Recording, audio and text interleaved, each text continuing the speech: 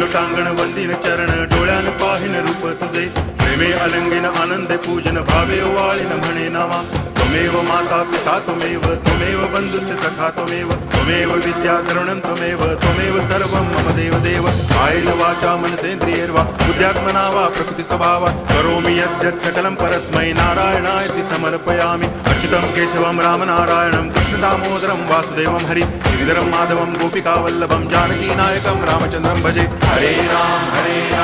Ram Ram Hare Hare Hare Krishna